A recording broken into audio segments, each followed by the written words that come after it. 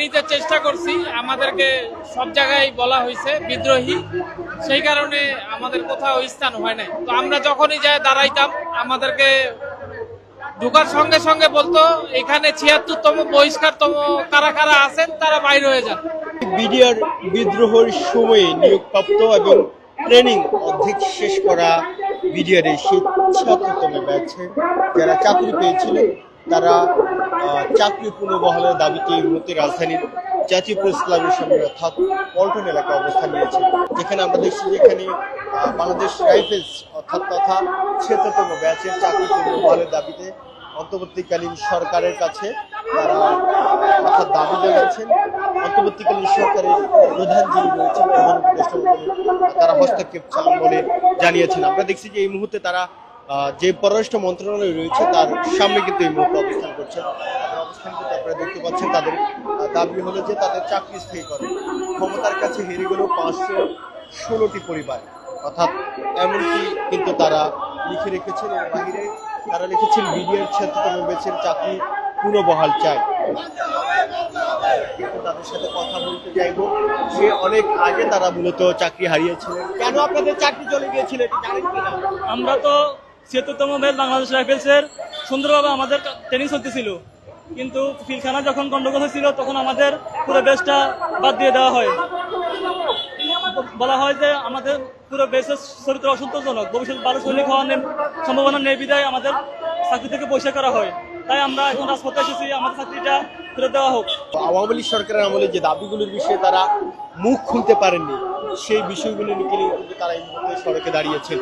এটা বলবেন আপনাদের আসলে কেন চাকরিচ্যুত করা হলো? আমরা সেই সময় চট্টগ্রাম বায়তুল ইজ্জত ট্রেনিং সেন্টারে ছিলাম। আমাদের ওই টাইমে মানে কি কারণে চাকরিচ্যুত করা হয়েছে এর কোনো নির্দিষ্ট কোনো যুক্তিসঙ্গত কারণ তখন দেখাইতে পারি নাই। এখন আমাদের একটাই দাবি, আমরা চাকরিটা আবার পুনর্বহাল চাই। দীর্ঘ একটা সময় পেরিয়ে গেছে আপনাদের চাকরিচ্যুত হওয়ার পর, দীর্ঘ একটা সময়। এই সময় আসলে আপনারা অন্য কোথাও চেষ্টা করেন নাই বিভিন্ন সরকারি বাহিনীতে চাকরি? আমরা বিভিন্ন বাহিনীতে চেষ্টা করছি, আমাদেরকে সব জায়গায় বলা হয়েছে বিদ্রোহী, সেই কারণে আমাদের কোথাও স্থান হয় নাই। সরকার যে একটা বহিষ্কার পত্র আমাদেরকে দিয়ে দিছে, তো এটা প্রতিটা ডিপার্টমেন্টে দিয়ে দেওয়া হয়েছিল। তো আমরা যখনই যাই দাঁড়াইতাম, আমাদেরকে ঢোকার সঙ্গে সঙ্গে বলতো এখানে ৭৬তম বহিষ্কারতম কারা কারা আছেন তারা বাইরে হয়ে যান।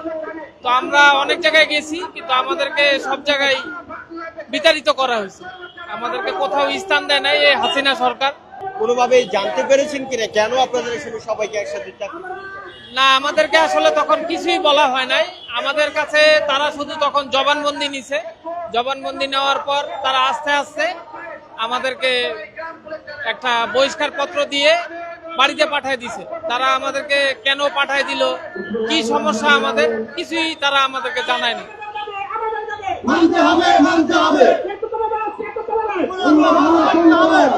এই বিডিআর সদস্যরা যারা সদ্য নিয়োগ পেয়ে চাকরিতে ট্রেনিং করছিলেন এবং সে অবস্থায় অর্থাৎ মাঝামাঝি অবস্থায় তাদেরকে অর্থাৎ বাড়িতে চলে যেতে বলা হয়, এরপরেই কিন্তু তাদেরকে চাকরিতে যোগ দেওয়ার জন্য বলা হয়নি।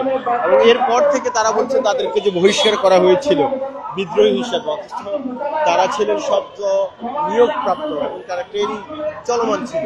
এরপর থেকে তারা সরকারি যে বাহিনীতে গেছেন সেখানে তাদের নেওয়া হয়নি বলে অভিযোগ কিন্তু তারা করেছেন। অন্তর্বর্তীকালীন সরকারের কাছে তাদের এই দাবিটি জানাচ্ছেন, অর্থাৎ তাদের চাকরি যাতে পুনর্বহাল করা হয় সে দাবি কিন্তু তারা জানাচ্ছেন। এবং সে দাবি নিয়ে আজকে অর্থাৎ রাজধানীর পল্টনে যে পররাষ্ট্র মন্ত্রণালয় রয়েছে তার সামনে কিন্তু আমরা দেখেছি যে তারা সকাল থেকে অবস্থান নিয়েছে।